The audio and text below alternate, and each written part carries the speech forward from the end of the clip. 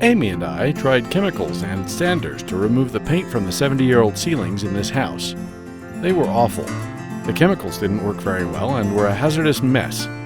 The sanders were not much better.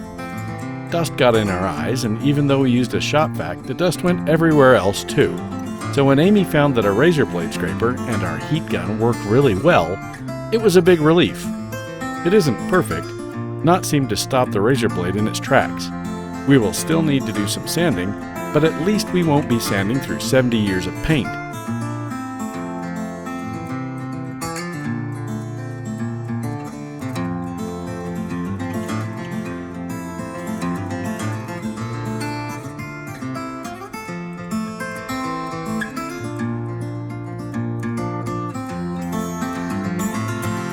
Check out our YouTube channel for more DIY tips and tricks.